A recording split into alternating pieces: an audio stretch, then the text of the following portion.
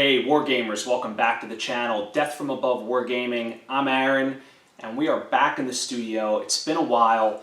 The whole place was undergoing some renovations, which is why you might have seen a little dip in our movie production. But we're getting back on track, and tonight I'm going to bring you first ever digital mech review. So if you're familiar with our blog, you might have seen some of the mech reviews we've produced in the past. It's very data-centric, numbers-driven analysis of these mechs, and we do this through something that we call our Battlytics analysis engine. So what you do is you basically load in all the stats from the technical readout and the mech record sheets. And this engine basically crunches all the numbers, runs a whole bunch of simulations, and spits out some numbers about how productive the mech is in combat from an offensive perspective, a defensive perspective, for example, how well it survives in certain benchmarks. We're going to go through all of that here tonight, and our test subject is going to be my very favorite mech, the Zeus ZEU-6T. So we're going to take a look at a variety of specs. We have some really cool animations teed up. We've actually enhanced the engine from what you may have read on the blog, so it does some interesting new things to take a look at the mech's capabilities in a whole new way and rate its efficiency, look at range brackets. Pretty neat. So all that's coming right up. Stay tuned.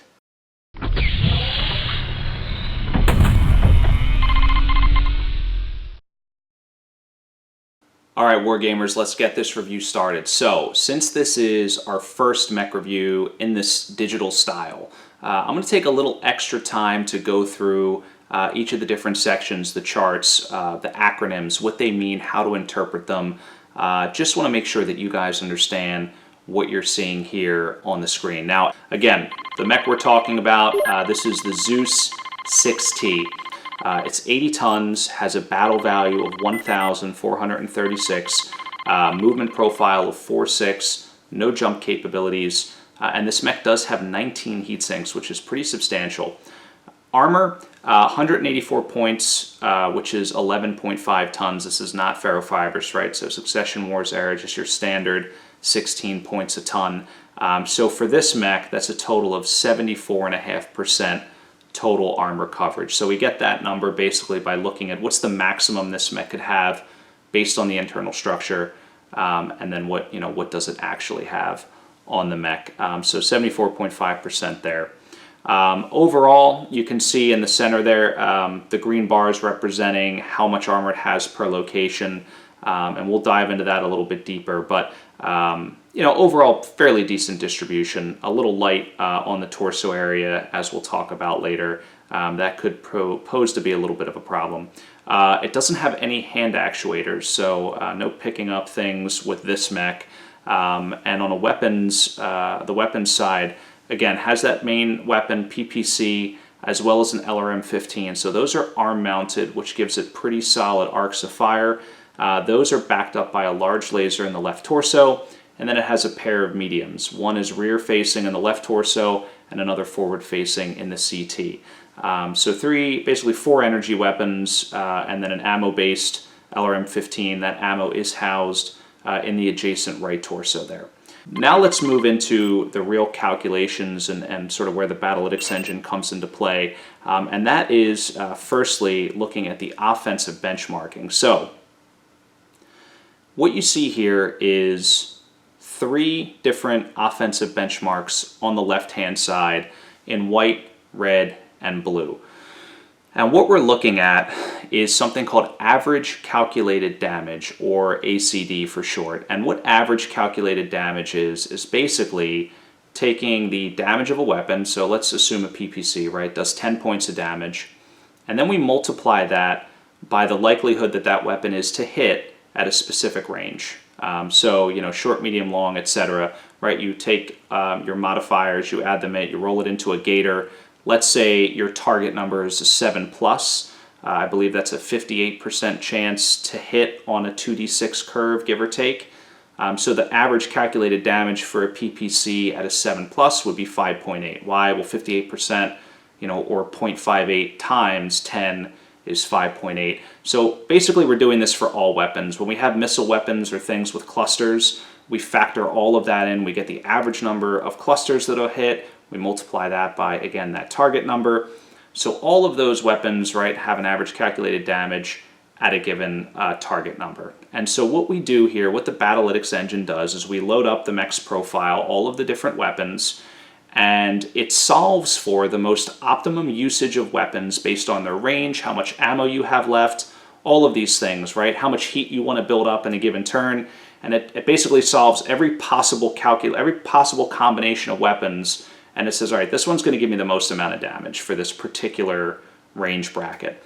So in these benchmarks, we run the Mech through essentially a gauntlet, starting at 28 inches and going through 12 turns at prescribed range brackets all the way down to 3 inches. Okay, and then at each one of those range brackets, again, this Battlytics engine is recalculating and saying, all right, based on how much ammo, what weapons I have available, what's in range, what kind of damage can I do? And remember, it's going to optimize for average calculated damage. So, while a PPC and a large laser may both be in range at, say, 15 inches, right? One may do more damage than the other on average based on, your target number. So all of that is factored in. All right, so anyway, so we have 3 of these benchmarks. The baseline for every single Mech that we review is set with a heat threshold of 4 points. So this assumes you take no penalties from heat for the entire game. You want to play it conservative. What does your damage look like?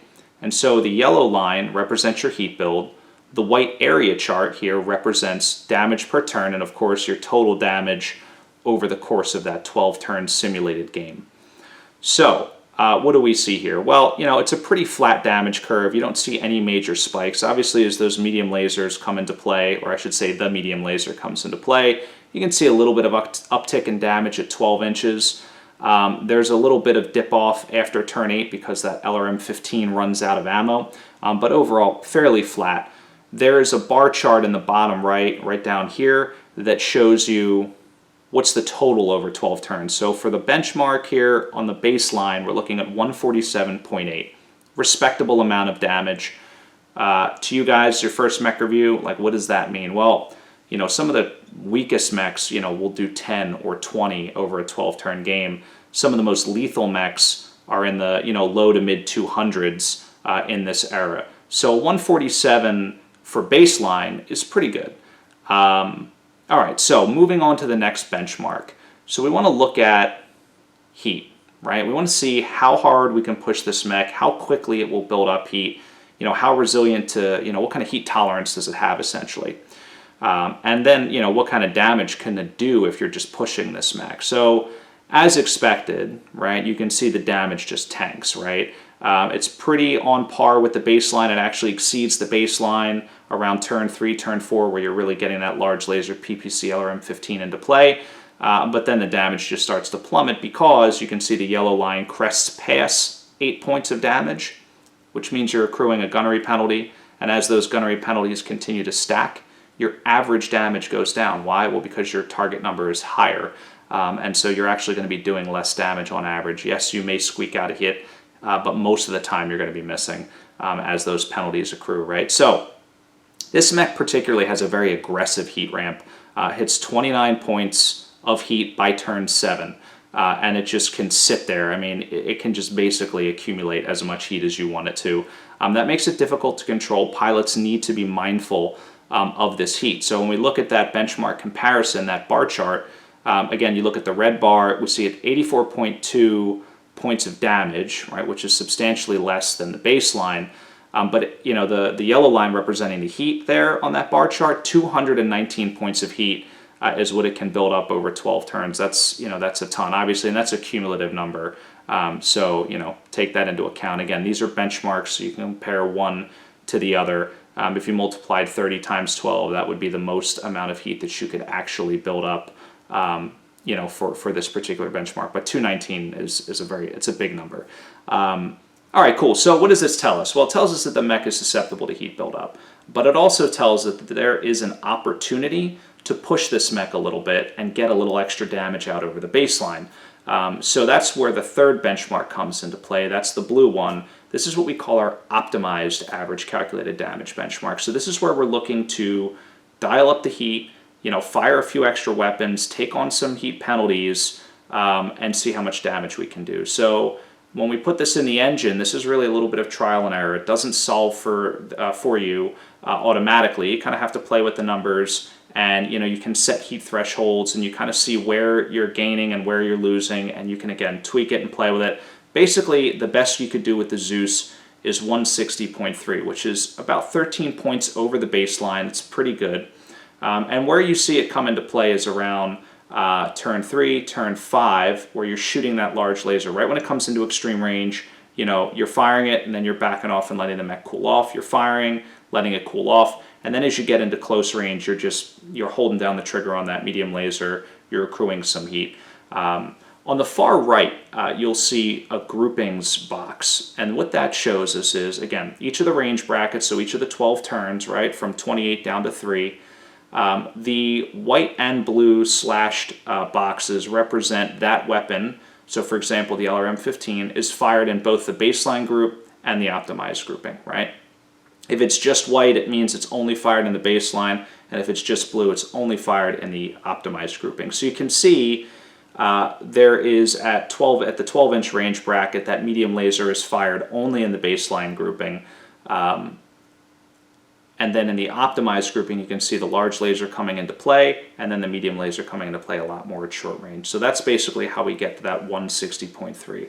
So what does that all mean? Well, again, when you're looking at mechs going from anywhere from 20-ish damage all the way up to 210, 220, 160 it's a pretty solid, offensive benchmark, right? That's definitely to the right of the bell curve. Most mechs are being in that, going to be in that 100 to 120 range, right?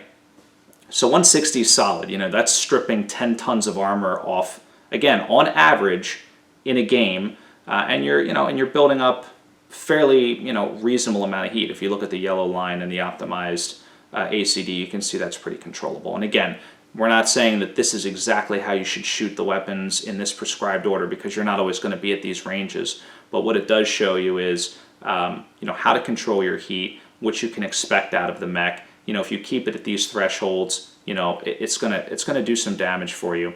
And we'll dive into the efficiency of the mech a little bit later. But next, let's take a look at the defensive benchmarks. Okay, so on this screen, what we're looking at first and foremost is a more in-depth look at the HETAL or the armor diagram. The green bars represent how much armor is actually equipped on the mech in that specific location.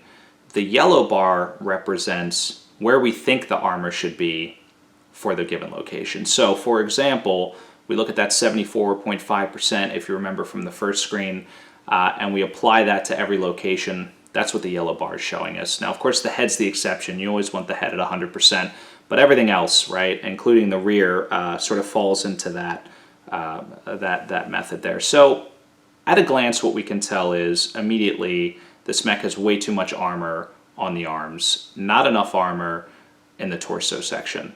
And that's problematic, and you'll see this as we kind of work through the defensive benchmark. Before we get there, let's talk about below the armor diagram. So this is very simply just a mobility analysis, and it looks at basically how much of a penalty you can start to take before you lose your target mod. So as a 4.6 with no jump capability, this mech is at a +2 at full MP.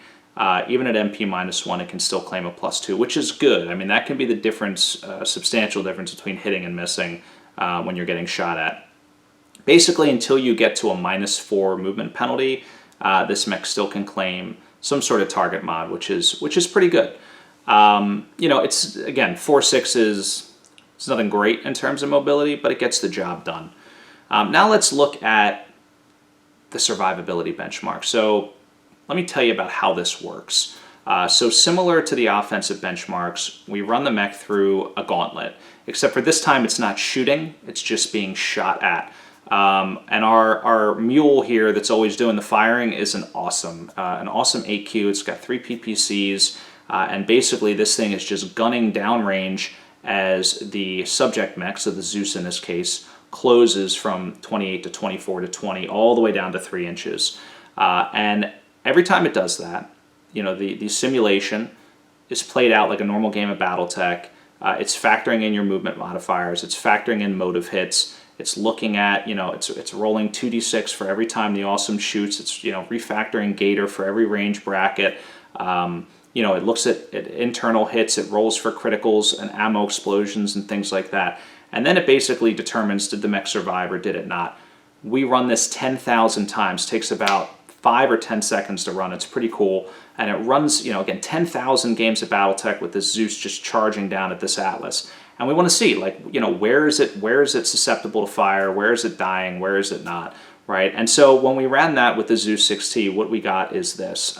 You'll see the donut chart in the center here, the red donut chart. It's broken up into 2 sections. The darker red is ammo kills. The lighter red is CT head kills. Combined, they're the number of times that the mech did not survive the simulation. So in the 10,000 simulations, 31% of the time it died, which isn't terrible. It's actually pretty good. An awesome is a 3-piece PCs in general is a terrifying thing to have to face down for 12 straight turns. But what we notice here, what jumps out at me immediately is that 19% of those kills are ammo kills, which is more than the normal CT head kills. So that tells me that there's an issue with the mech being hit on that ammo side, and we can see that, again, that's under armored. Even if it's just by a couple of points, it makes a huge difference. The second thing is that in that right torso, there's a 1 in 3 chance that you're going to hit the ammo, right? So there are only 3 critical slots available. Everything else is a roll again, and one of those 3 is the ammo bin for that LRM-15. And even if you have just 3 rounds left or 2 rounds left even late game, that's going to tear through your internal structure and destroy the mech and knock it out of commission. So that's a definite risk factor on the defensive side, something to take into consideration. So the next thing at the bottom there is motive hits, right? And again, how many times does this mech basically get an internal hit on the leg, and does that awesome, confirm a critical and knock out, something, a hip, a leg, actuator, foot actuator, anything like that. So a few things factor into that. Number one is how many critical slots are populated in the leg. And if you recall, there are 4 mandatory, hip, upper, lower leg, and then foot. And then there are 2 free. This mech, both of those free slots are populated by heat sinks. So that reduces, it from an automatic motive hit if you get an internal critical to, basically 2/3% chance, which is, 66% chance, 2/3. So that's pretty good. So, 20% motive hit in 10,000 games is not bad at all. That's actually pretty good. And so what that does is that keeps the mech alive a lot longer. Again, those target mods, as you guys know, are life and death. The chart on the right basically is a second representation of the donut charts and just the overall survivability. And as you can kind of see it more cumulatively now and where it starts to ramp up, you can see once it hits like turn 11, turn 12, right, there's a much sharper incline in those deaths. But overall, the mech is pretty tough, even for just having 11.5 tons of armor. Okay, so now we're going to look at the efficiency of the mech. So basically the Battlytics engine is going to look at a combination of your optimal or optimized offensive benchmarking and your survivability, and it puts them together and it calculates out this efficiency score. So the first thing we're going to look at, so to kind of help you understand it, is the production benchmark. So again, the dark blue in the background, that's your optimized ACD. We saw that in the offensive benchmark. The white line is the survival rate. So this is what we just saw in the defensive benchmark. So you can see now, as the survivability goes down over 12 turns, what happens is the effective ACD, which is the light blue, separates from that optimized ACD. So the effective ACD is essentially optimized time survivability percentage. And to just kind of give you an example here, let's say that you have an autocannon 20, right, and only 50% of the time you're able to get it within range, so you have to factor that in, right? If you're dying half the time before you can even get it in range, it's not going to be as effective as, a hunchback versus a king crab, right? The king crab has got much more armor. It's going to be able to get in and get those AC-20s into play, or like a victor versus a hunchback, right? Just tougher mechs, so they're more likely to get those weapons into play. And that's really what this effective ACD is supposed to represent, is how likely are you to get your weapons into play. And again, totally understand that, maybe the enemy charges you, or maybe there's city terrain and you can get into range. That's all factored out, right? This is a benchmark. We're looking at how can we just flatten the playing field and make this even for all mechs, and what does it look like? And so that's what this is really supposed to represent. So when we compare the optimized and effective ACD on the ZEU-6T, basically, again, if you remember, we had a 69% survivability rate, which is, we had 31% of the time it was killed. Therefore, it survived 69% of the time. So we had 160.3 on the optimized ACD, and so our effective ACD is 143 flat. So you might wonder, well, how come 160 times 69%, it's not 143? That doesn't work out. Well, remember, we're multiplying each individual survivability percentage at a given range times the optimized ACD at that range. So for mechs that are doing all of their damage at short range and die most of the time before they get there, they're going to have a huge drop from their optimized to their effective. But mechs that can do damage across the board and survive pretty well throughout, like the Zeus, you see a much more gradual drop. So here you're losing about 17 points. It's not terrible. So what do we use this for? Well, this is how we calculate the overall efficiency of the mech, right? So we take that 143 effective average calculated damage, because remember, this effective damage now is a sort of a blended view of both the mech's offensive capabilities and their defensive capabilities, right? So it's not just about like how much damage can you blurt out, but can you actually get in there and survive long enough to get that damage into the game, right? So that effective ACD, we take that and we divide that by the mech's battle value, right, times, basically multiply it by 100 and divide it by the mech's battle value. So you'll see in the purple there, effective ACD divided by, or per 100 battle value. So why do we do it per 100? Well, if we did it per battle value, it'd be a very small decimal, and it'd be sort of dumb and hard to understand. So we just opted to, do it per 100 BV, and just to kind of make it a whole number that sort of makes sense there. But anyway, so we're at 7.11 efficiency score for this particular mech. So what does that mean?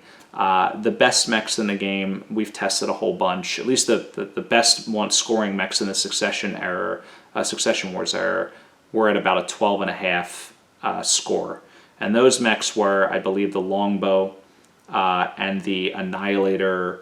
I think it's the 1E, when everyone has 4 PPCs on it. Those were in like the mid 12s. And then the worst mechs are almost close to 0, even if you do it by 100 BV, like the Charger with 5 small lasers. It's like a dumpster fire. Nobody plays it for obvious reasons. So basically you're looking at a scale from 0 to 12.5. So this mech scored a 7.1 on average on the bell curve. Most of the mechs are around a 6. So this mech is definitely above average by just a little bit, so not too bad.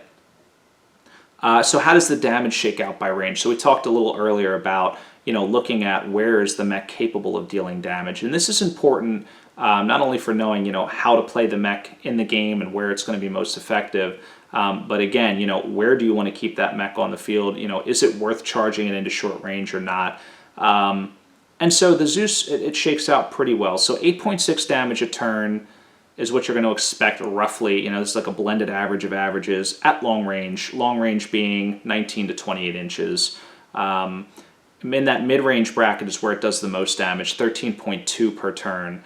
And that's like the 10 to 18 inch range. That's where that large laser, that PPC, everything's like in a pretty good sweet spot there. Even that medium laser can start getting into range a little bit if you're playing the extreme range rules, of course. And then short range, it's doing 12.8 a turn. And this is a mech that I really don't think of at all as a strike mech. But certainly, within that, 1 to 9 inch range. But, particularly I think like 6 to 9 for me is where you kind of think about it. This mech can do pretty decent damage, 12.8 a turn. So that's the efficiency analysis for this particular mech. Overall, it's a pretty above average mech. It's one, again, it's my personal favorite, but So I was hoping for a much higher efficiency score, but the numbers don't lie. And this is where it shakes out. I would still take it. I still think it's a fairly solid mech. So diving into sort of the final scorecard and the role analysis here. So this is where we look at all of the key sort of the key findings, right? All the key numbers that this Battlytics engine crunched, how it scored on a 1 to 5 scale, and then kind of how it would play out in a game of BattleTech. Where on the field would I play? And that's a little, I guess, subjective, but good information regardless. So again, just recapping, battle value of 1436. The optimized ACD, right? So this is where we tried to get this is in the offensive benchmark. We tried to get as much damage output as we could. This mech scored 160.3 over the 12 turns. The survival rate of this mech was 69%, so very good there. The red line heat was 218, so that's high. Movement of 4.6, so nothing terrible, no jump capabilities, and then the overall efficiency score was 7.11. So when we look at our scale, our report card from 1 to 5, and again this is kind of in 0.5 increments, scored a 4 on the offense, 4 on the defense, a 1.5 on the control. Again, that's related to how fast this thing heats up, how hard it is to to pilot. So a 1.5 is a low score. It means it's difficult. You got to be mindful of it. You can't just run around firing everything because it will build up heat pretty quickly. Mobility, obviously 4.6. Nothing great. And efficiency, a little bit above average, right? So we talked about that scale from 0 to 12.5, 7.11, a little bit on the right of the bell curve there. So not too bad. Right below that, you'll see something that we call the threat envelope. This was a brainchild of Tom, and basically what this shows, pretty cool, sort of your hex facing, so front to the right, and you can see front left, front right, left, rear right, and rear. Each one of those grid lines represents a 4-inch, basically a 4-inch range bracket. So it goes from 0 to 32, 32 being the longest range available in the Succession Wars era, the Autocannon 2 basically. And so this visualization shows you how far out this mech can stretch in each one of those facings. But basically what you're looking at here on the front right side, rear right, obviously the LRM-15 covers a lot of ground being on the arm. It can swing that arm around. Same thing with the PPC on the left side, just a little bit shorter on the range. But again, being able to cover a lot of ground with those arm-mounted weapons, because remember, you can twist, you can aim back behind you, you can even just facing forward, you can get it back a whole, basically 2 hexes from where you're facing. It does have a little bit of rear capability with the rear-mounted medium laser as well. So, but obviously most of the threat of the mech is in the front, and it can bring a lot of firepower to bear. So taking that into consideration, our benchmarks and our ratings, the bottom right basically talks about combat roles. So this is subjective. This is where I would, where I would play the mech. And so these roles here, if you guys are MechWarrior Online players, or you've played MechWarrior 4, or even in some of the BattleTech supplements, I think some of these roles are fairly familiar. But this mech particularly, the first and foremost role for me is a frontline mech. And by frontline, I mean this is the mech that in a normal lance, like this is like your centerpiece unit. It and maybe another mech, you can get them out in front. They can be targeted. They can take punishment. You don't have to worry about them going down too easily. Again, if you get that right torso, it's at risk. Just jettison the ammo as quick as you can. Otherwise, this mech really holds its own. It's got a lot of firepower. Even if it loses a PPC, it still has that large laser. It can survive. It's got the mobility to close. It can hold midfield down really well. The second role I would put this mech in is a defender role. And so, in this regard, again, toughness, #1 trait for this mech. I mean, 69% is really high. And that's mostly, again, it's an energy-based complement of weapons, and 11.5 tons of armor is respectable. It really keeps this mech in one piece for a decent amount of time. But it also has that long and mid-range elements. So when I think about it, you can dig this mech in. You can lay down LRM and unrelenting PPC fire. You can work the large laser in, as you need. And when they get a closer, range, they're basically just going to be taking more damage. You can bring that medium laser into play. When that LRM-15 is out of ammo, you can start working the large laser in a little bit more as well. So this mech, does play a good role, a good defender role, where you can just kind of dig in and wait for the opponent to come to you. And then lastly, I think it could play a skirmisher role. And so I really only think that you would do this when, basically when it's the smallest mech in the lance. So if you're in a lance where you're backing up an Atlas and an Awesome and an Annihilator and these 3.5, 2.3 type mechs, the Zeus seems very fast at 4.6. And you can get it out on a flank. It has the range to lay down covering fire, to pick up picket mechs and things like that. It can also protect your fire support units. So overall, it's a pretty good skirmisher in that regard. It can also put fire in the backfield pretty easily. Again, it's got tremendous range and tremendous arc of fire. So anyway, so that's the role analysis for the Zeus ZEU-6T. Of course, this mech can play, I think, a variety of different roles, but those are the top three that come to mind for me. Would love to hear, of course, your comments on that. Now, before we wrap up, the last thing here that we're going to dig into is our field refit for the Zeus. So if I could do anything to make this mech more efficient, more effective, better, how would I do it? So the first thing I do is I play around in Solaris Skunkworks, right? I add weapons, I delete, I do whatever I need to do. If you haven't seen our blog, we have a whole sort of house rule system on field refits and modifications.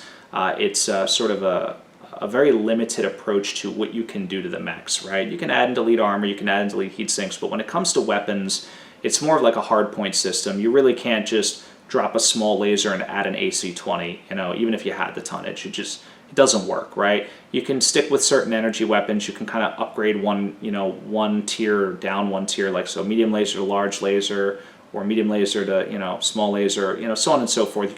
The rules are all there, but basically it tries to encourage maybe limiting the exotic type of mechs that are out there. But anyway, so what did I do with this mech? So essentially what I did here was flip the medium laser forward. That's the first thing. I don't like rear-mounted weapons. Personally, that's a player preference, maybe. They almost never come into play, even if you're playing with infantry. You've got arm-mounted weapons, you've got physical attacks. There's all sorts of things that you can kind of handle, or you can do to handle things in your rear arc. So I always will flip that medium laser forward, especially when you've got 19 heat sinks and you have a little bit of room to play. So the second thing I did was I mitigated that whole armor scenario on the side torso. So I peeled a little bit of armor off the arms and I moved it to the side torsos. I took a little bit off the legs and a little off the rear and put it into the center torso, just a touch. We're talking about a few points here and there. And then the last thing that I did was I took a heat sink out of each leg and I moved it into that right torso. So why did I do that? Well, again, if you remember that ammo, it was a 1/3 chance of being hit. I wanted to kind of pad that out a little bit more. And so, that's what we did there. So how did that affect the mech? Well, again, I built this mech in Solaris Skunkworks, and basically this increased the battle value by only 13 points to 1449. Remember, I didn't add any armor. I just moved some points around. All I did was really flip that medium laser forward, so that's what the point increase is from. When I ran this through the whole benchmarking process, I was able to increase the optimized damage output over 12 turns by 7.6. Now remember, it may not sound like a lot. You're like, it's the large laser hit, but this is average damage over the course of the game.